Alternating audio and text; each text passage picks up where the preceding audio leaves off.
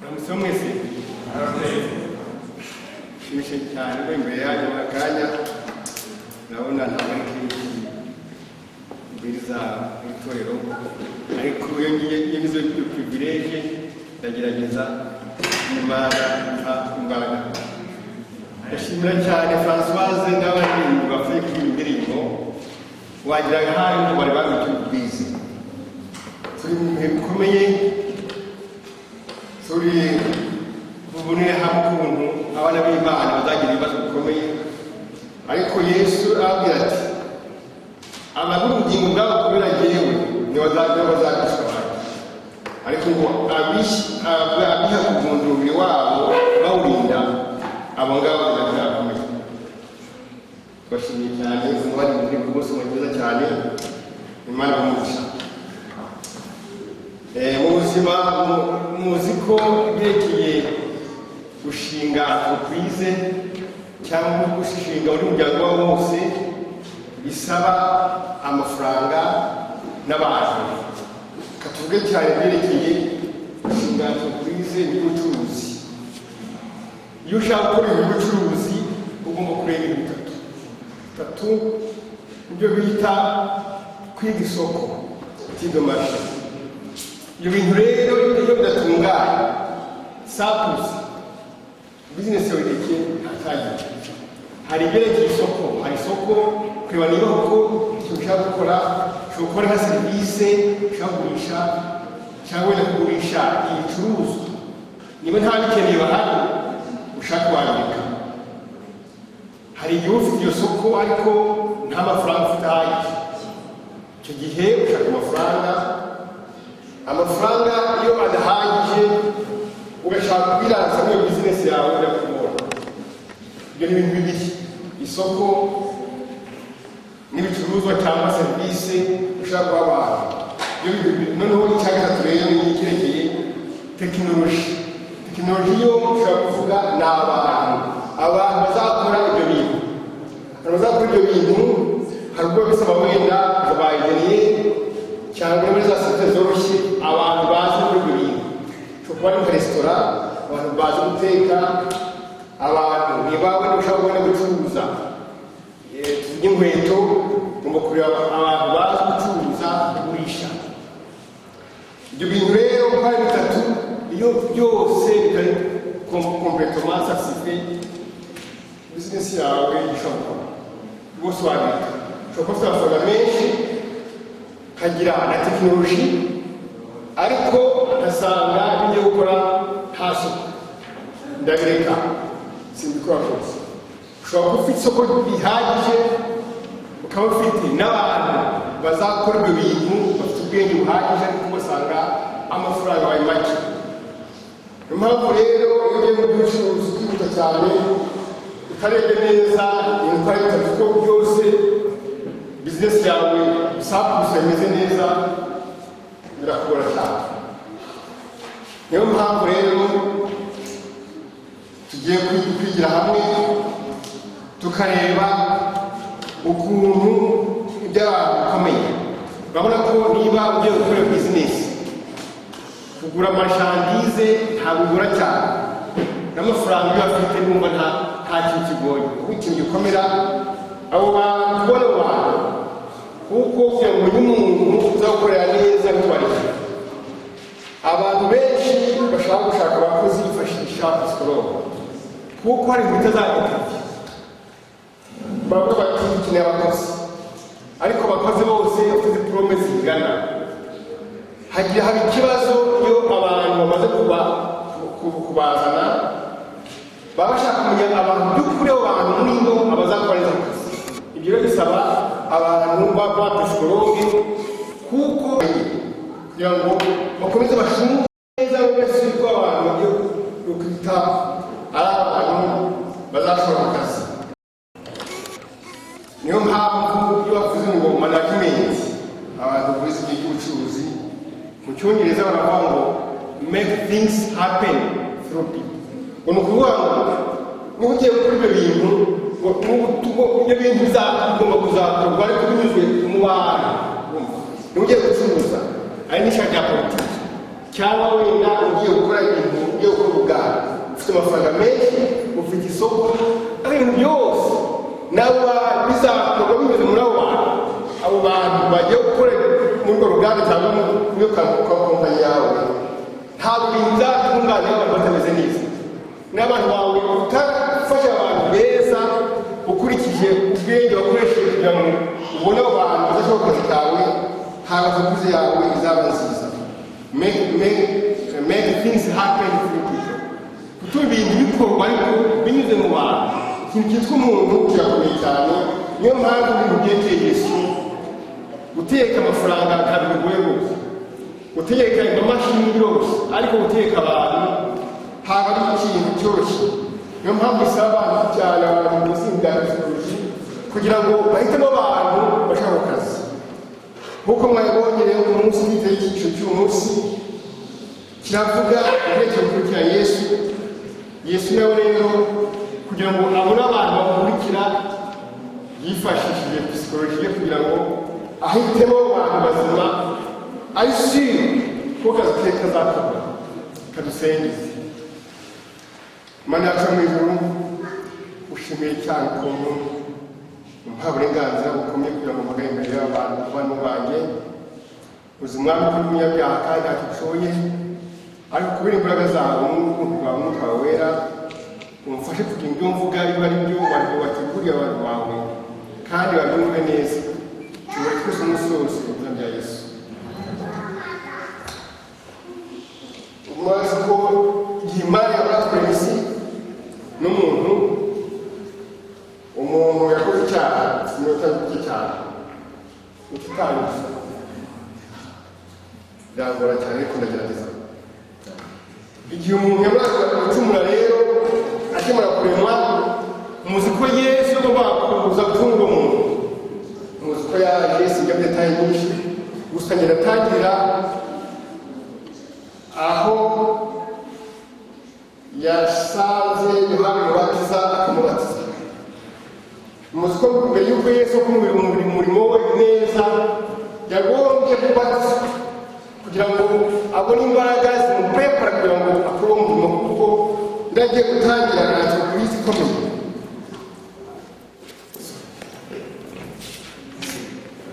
ndagiye gutangira minisiteri y'ubwizabutumwa muzi ko Yesu watangije ubwizabutumwa bwa Kristo yagomba kwitegura bihagije byatumye rero Yohana amubatiza amaze kumubatiza ijambo ry'Imana tugira ngo yuje n'umwuka wera byakuye emotion yuje n'umwuka wera maze umwuka wera umujyana mu butayu umwuka w'umujyana mu butayu ageze mu butayu yamaze igihe kinini yamaze iminsi ingana iminsi 40 ategekana atawa yahaguraga ikirere Yesu ko muzi ko iyo utagaje kubize icyo cyitwa training iyo training rero Yesu yayikoresheje umwuka wera wamufashije amujyana mu butayu amara iminsi 40 asenga cyane yikonsantra ku murimo wagiye gukora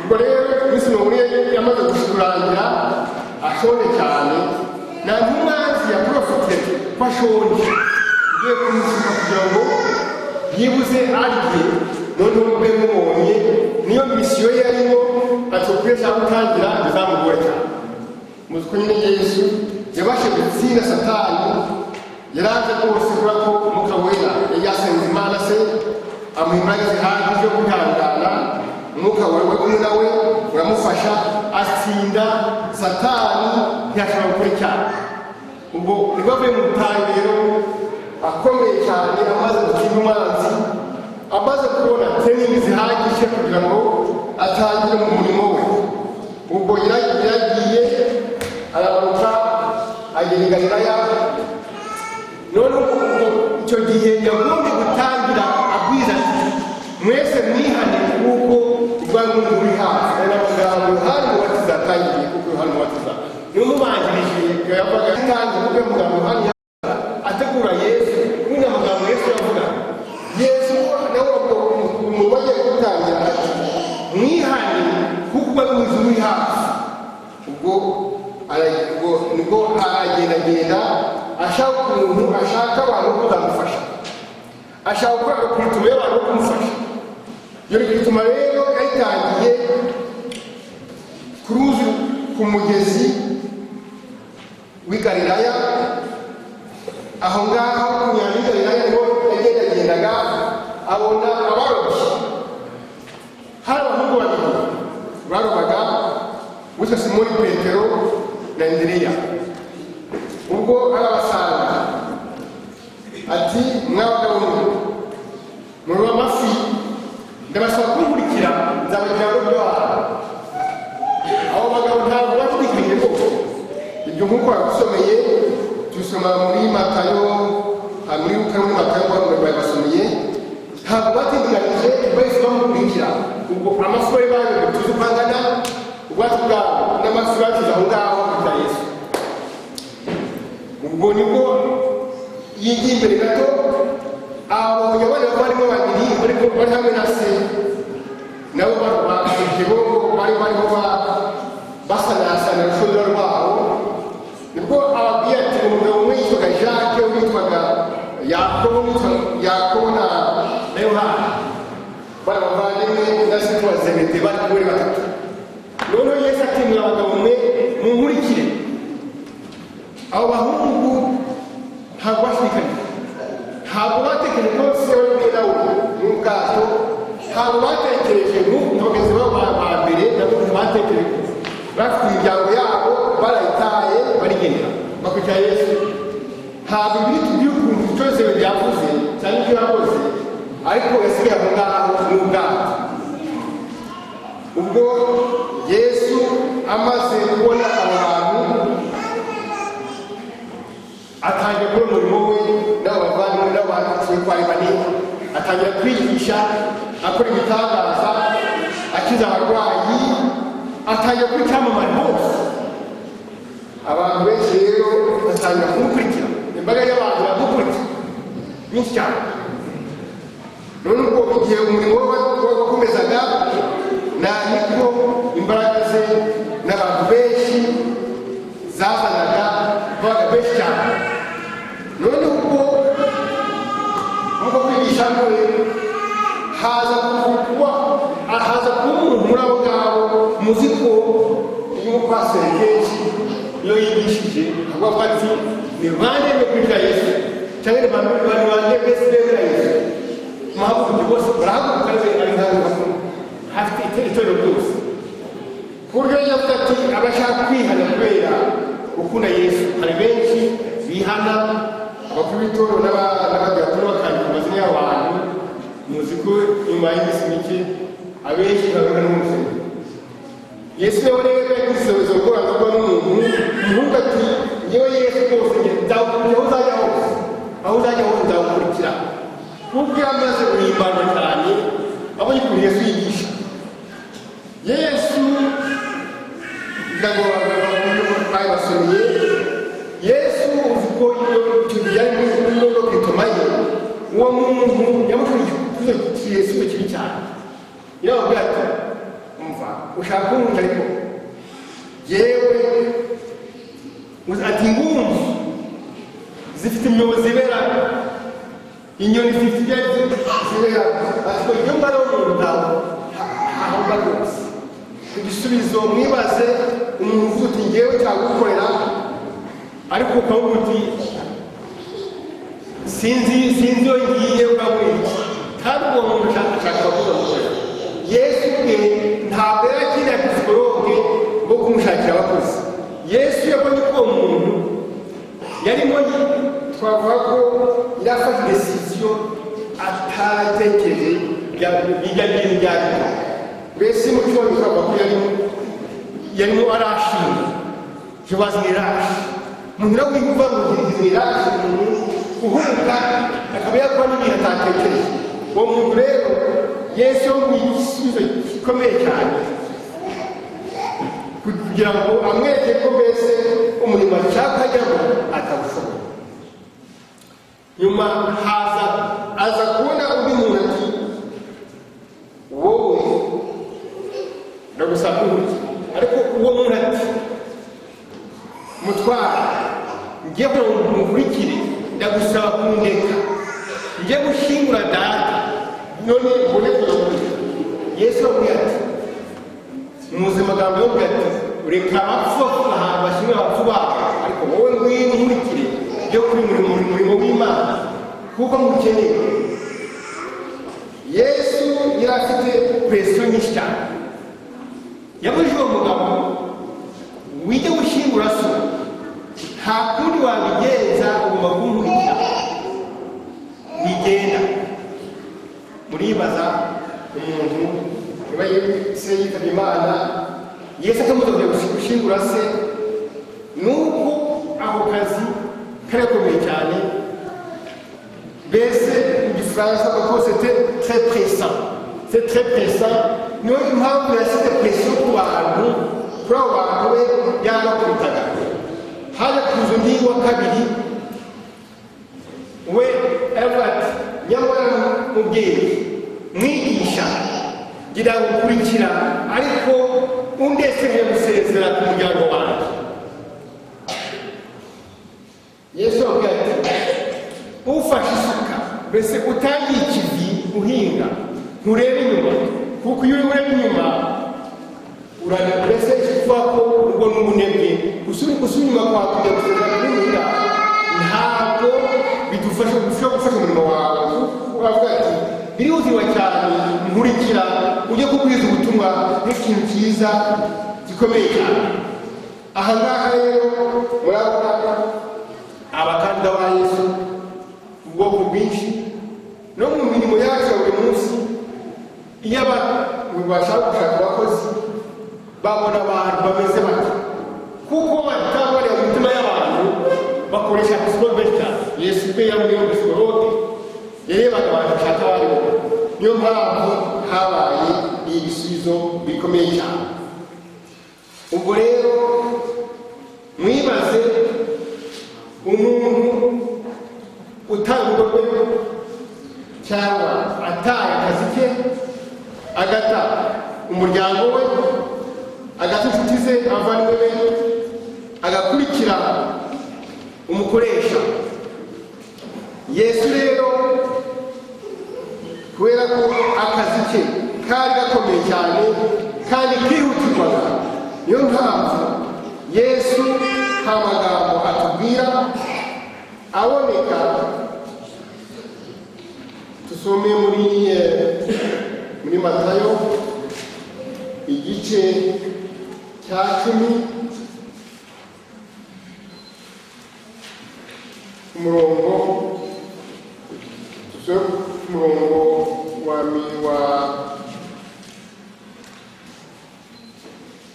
umurongo 37 haravuga ngo ukunda se cyangwa nyina akabandutisha ntakwiriye kuba uwanjye. Ukunda umuhungu we cyangwa umukobwa we akabandutisha ntakwiriye kuba uwanjye. Aya magambo dusoma aha ngaha aratubwira gutekereza babantu Yesu yemeye ko bamukurikira. Ni babandi bataye imiryango yabo, ni babandi bataye ababyeyi babo, ni babandi banataye ibintu byabo bakurikira Yesu. Aha ngaha rero babona ko Yesu akazi ke kari kepesa. Niyo mpamvu yongeye kongera ati ntabwo nari kuzura amahoro, ahubwo nari gutera akazi kubera iki. Tekereza niba aba bahungu bakurikiye Yesu kugira ngo yabo ntabwo bavuze neza uko byagenze nyuma y'uko bakurikiye Yesu, ariko ndibwira ko abagore babo n'abana batongeye kubabona niyo barasubiye kubasura sinzi niba batarishwanye. Urabona uravuga basengera bose mu bwato wenyine bamubwa mutaye kwigendera, ntabwo tuzi igihe yagira ngo iyo yatashye kugira ngo umukecuru cyangwa bakazana n'abahungu bafite abagore n'abana byagenze. Ndumva ko habaye igihe tuvayo, habaye gushwana gukomeye cyane. Kadusome hano muri Matayo igice cya 10 umurongo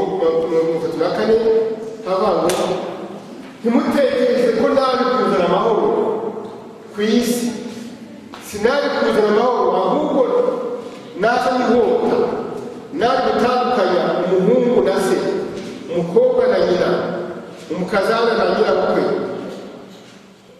nuko rero abazi umuntu bazaba bumvye gusa Yesu ahangaha murabona gukurikiza ukuntu yarimo ari kwita abantu aba bantu yashoboye guhitamo kuba mukurikira otomatikoma murabona ko byateye akabazo mu miryango yabo nta n'umwe utagize ikibazo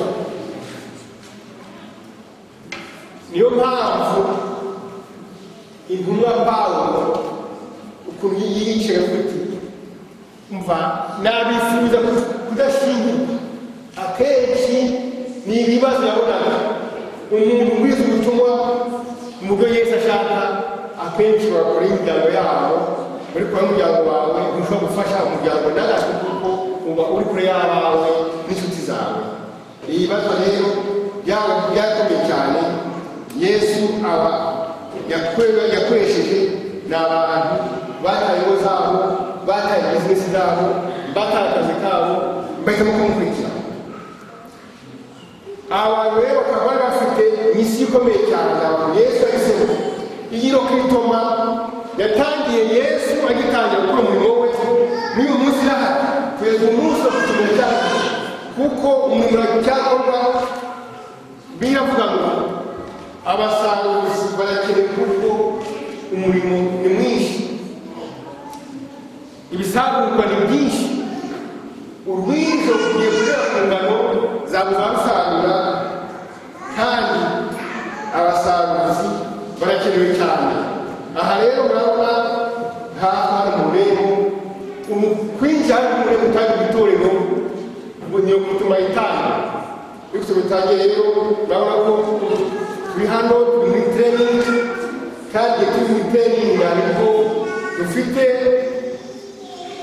best of one cyangwa umurimo wo w'Imana ubushize twigaga icyerekeye kumva mbese ko ntacyo ushoboye mu itorero kumva ko ntacyo wakora gufasha abantu kuko mu itorero tugira impano navuye impano twiga inyigisho hari ukuntu twize tuti hari n'abantu nuko ko nta kintu bashoboye ko ntacyo bakora nyamara nabo bagikora nuko nzakuvuga nti nta kuntu twafata tugiye nka Charles wenyine na Isaac bonyine basanga nibo bihe bakura nibo boza hari za toilette nibo baza gukura haka hanze kandi akushoboye ndavuga nti nta kuntu muri twe habura haza kuba umuntu tugifasha gukora umwe aza kuvuga ati nyamara anyongora ati nyamara hari umuntu wese afite abantu bafite impano zabo impano yo gutoragura impapuro y'umusengero n'umviro impano hari twese tutayibura rwose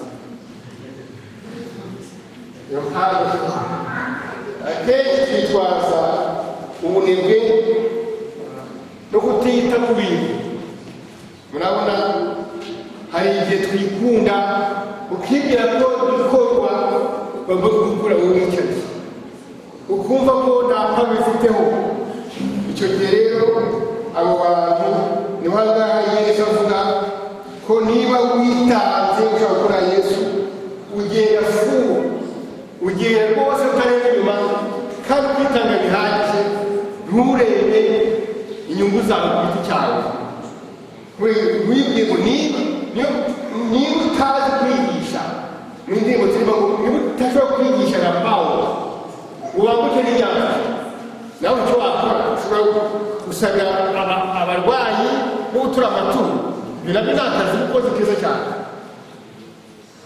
kuko umuntu wese nta n'umwe udafite impano yo gukora nta n'umwe kuri iyi si nta n'umwe niyo mpamvu rero dukwiye kumenya ko akazi ko gukora itorero kakomeye cyane Yesu yabwiye abigishwa be amaze kumukora kujya hose ati mugende mwigisha atari hano muri Matayo cya 10:6 ati yabwiye ati dore batumye nk'intama mu biruka mbese by'abashoboye muri iyi si muzagira akaga gakomeye cyane ahantu mugiye gukorera abantu bazakubita babanziza umwe bazabafungisha bamwe rwose kuko bazabica. Niyo mpamvu kuva Yesu agitangira umurimo kugeza uyu munsi mukurikiye iswari mbese amateka yerekeye Kristo abantu bagiye bicwa muzi uko intumwa zishwe bikomeye. Intumwa zishwe bikomeye cyane zo zapfuye urupfu rubi kugeza uyu munsi muzi akarimo kabaye k'abakristo mu bihe mukurikiye amateka y'isi. N'uyu munsi hari ibihugu gusenga babikora bihishe ko bihugu bya minisitiri nko mu Bushinwa ngo wasengera abandi abantu bakora bihishe kuko ntabwo birererwa neza gusenga ku mugaragaro. Aha ngaha Yesu aravuga ati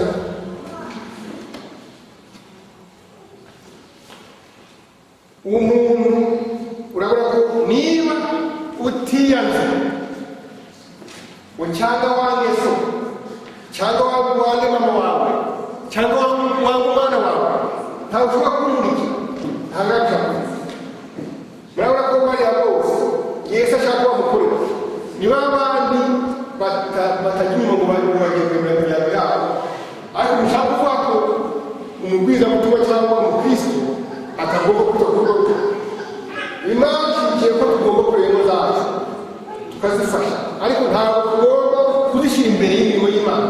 Ntabwo imiryango yacu igomba mbese kuba ikintu gitera, ndavuga hari ijambo zakoresha kwishyura twigisha ibihera intaza. Ntabwo urugo rwacu rugomba kubera intaza mu muhima. Iyo ushaka kugaragara si ukuvuga ko tugomba kuvuga imiryango yacu, ariko tugomba kubana nayo uko turera abana bacu ntibere intaza mu muhima.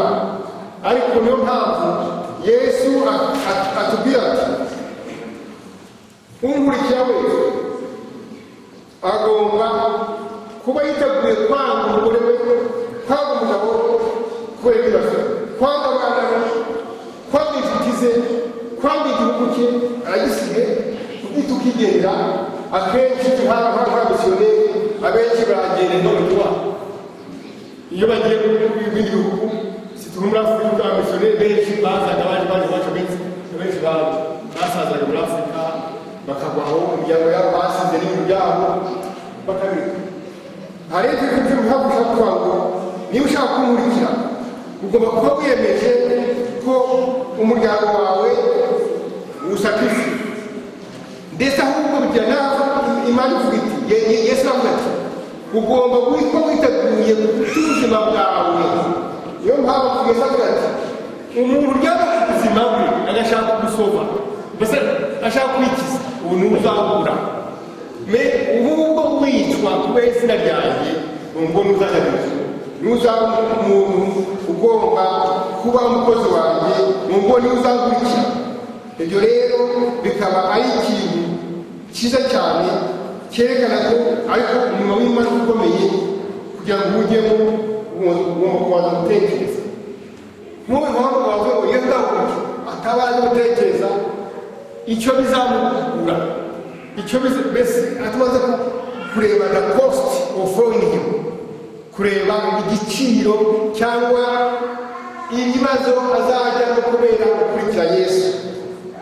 Ibyo bintu byose rero, ibyo bintu byose Yesu akavuga ati, aravuga ati uwo nguwo wanga se, wanga umugore we, wanga umwana we, wanga abavandimwe, uwo nguwo ntuzaba umwigisha wanjye. Yongera ati uzikora umusaraba we, akikora umusaraba we akangurikira, uwo nguwo niwe uzamwigisha wanjye akuri umurimo wanjye. Uwo musaraba rero wumva uwo musaraba ni iki? Ayo magorwa yose abigishwa ba Yesu banyuzemo, mwebwe nanjye tuzanyuramo tuyamurya Imana. Uwo ni wo musaraba. Izo ngorane zose twihanganira kandi tudashobora guhagarika, uwo ni wo musaraba. Umuntu wese rero iyo agenda akora umurimo w'Imana afite inzira yanyuramo, buri wese azajya muri iyo nzira ye. Iyo nzira yawe rero niwo musaraba wawe, izo ngorane zose uzanyuramo, ingorane zawe, utawe, guta inshuti zawe, guta igihugu cyawe, guta ibintu byawe, bikageza naho witwa cyangwa witwa fungwa. Uwo niwo musaraba. Uri musaraba Yesu avuga, uwo musaraba rero niwo ugomba kuwikorera mpaka ukawutura, noneho Yesu akaba ari wowe yemera ko uba umwigishwa we. Niyo mpamvu hari ikintu bita umurage. Umurage wo kujya mu ijuru, umurage wo kujya mu ijuru tuwubona muri Matayo 19:29. Turebe bihari Matayo 19:29. Aho hari umurage utwigisha neza l'héritage de la vie éternelle, umurage kugira ngo tuzabone ubugingo buhoraho. Ka twasome niba ariho igeze. Matayo 19:29 aravuga ngo umuntu wese wasize amazu ye cyangwa abavandimwe be cyangwa se cyangwa nyina cyangwa abana cyangwa amasambu ye kubera ye azahabwa ibiruta ibyo inshuro 100 kandi ahabwa ubugingo buhoraho. Urabona rero ko twigeze twifuriza kumukurikira ari byoroshye, hari byoroshye, ni akazi gakomeye cyane kandi twavuga ko biremereye. Seru kugira ngo wemerwe kuri uwo w'Imana n'umurage w'Imana Yesu atwifuriza, adusaba kureba ibintu. Bishaka kuvuga ko ugomba kuba priorite uwo w'Imana. Iyo avuze ngo twiyane cyane twanga abantu bashaka bacu, ariko kuvuga ngo tubange nk'uko tubivuga, aho kuvuga ngo niba hari ibintu ugomba kubakorera, ugomba kuba priorite uwo w'Imana kuri ibyo bintu. Ariko akenshi hari igihe uzabipfa n'abantu bawe cyangwa n'ababyeyi bawe cyangwa n'uwo mubana, wenda uvuga uti ngiye wenda kubwiriza, ngiye gutura amaturo, atuye amaturo ajyanye, igihe ushobora kuzakubitsa kuri amaturo. Ibyo ni byo bivuga ngaha ko icyo gihe muzakubipfa rero. Icyo bivuga ngaha kwanga uwo mwashakanye mukangana kubera umurimo w'Imana ariko konfi. Iyo konfi rero urwo rwango w'Imana zigangana, hari igihe bizasaba ko ujya kubwiza ubutumwa kandi we n'iwawe barwaye, ugasakisha umuryango wawe. Aho rero urwo rwango Yesu avuga rwo kwanga umuryango wawe, ugata ibintu byawe, ugata inzu yawe, aho ukazasanga yarahiye kubera ko umaze igihe kirekire utabaye. Ibyo ni byo Imana ivuga kubyerekeye guta ibyawe umuryango wawe kugira ngo ukore umurimo wawe. Murabona rero aka kaga dufite tugomba kwihanganira, akaba ariwo musaraba Yesu avuga, kwihanganira ibibazo byose bijyana na Kristo, kwihanganira ibibazo biteza mu muryango kubera Kristo, ukuntu ushobora n'abavandimwe inshuti zawe, ukuntu hari ibihugu bimwe abakristo ngubu bakibahiga bakasika kubona ubusogo bwa bwasiga. Ibyo byose ako kaga kose rero kavanze no kwihanganira bikomeye na pasiyanse ikabije. Uwo niwo musaraba. Uwo musaraba rero umuntu wese afite anyuramo, kandi kaga ntabwo abantu bose kaba kamwe. Intumwa za Yesu zagiye zigira ingorane, umuntu wese yagiraga ibibazo by'ibyo ariko bose bamuzemo. Imana ikamufitiye, niba ubonye unyuze mu kaga ikaguca intege ugakomeza kugeza ku munsi ku munota wa nyuma, wowe uzaba ubugingo bw'iteka, akaba ariwe nawe mbese uri karifiye kuba intumwa yayo kumurikira. Ibyo rero Imana ikaba idufasha itubwira iti ntabwo nabibagiwe ngo ufite ingorane n'abakazi gakomeye. Niyo mpamvu kamwimanirwa ngo nzaba umwuka wera wo kubakomeza, ntabwo cyo kuzanira mu kaga ushobora kwihangana. Imana ikubirika, ariko kwihangana idusanga gakomeye. Umuntu rero iyo ufise amaboko y'Imana, umwuka wera ukuyobore, ntushobora,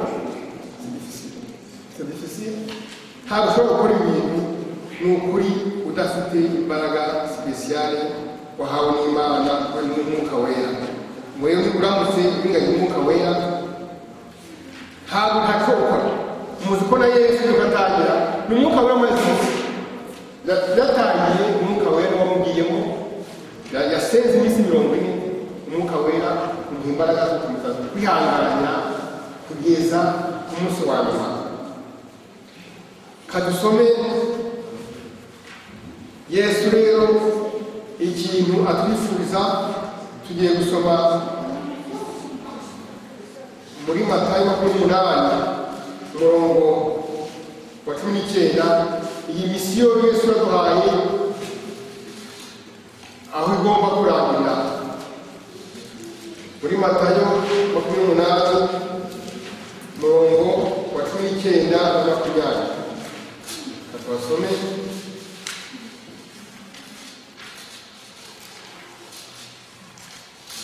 Matayo 28 umurongo wa 19 na 20. Aravuga ngo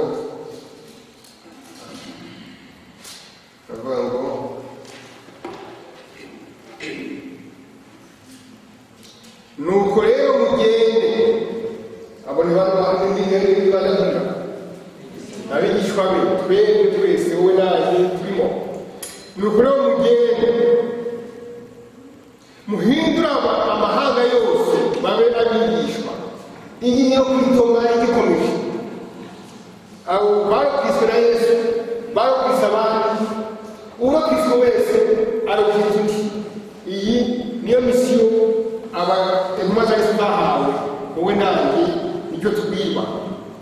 Nuko rero mugende muhindura mu mahanga yose abigishwa banjye mubase mu izina rya Data n'Umwana we na Mwuka Muziranenge.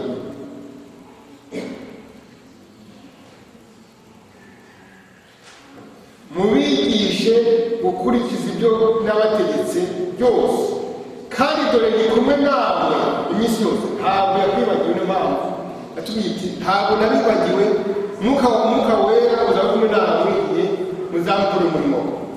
Nzaba kumwe nawe iteka ryose kugeza ku mperuka y'isi.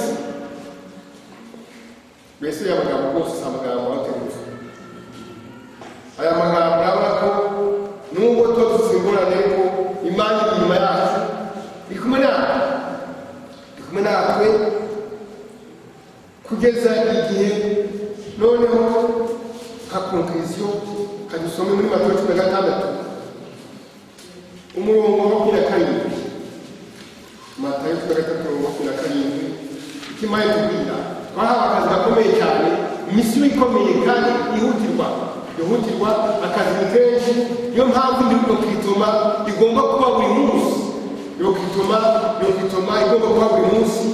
Training igomba kuba buri munsi.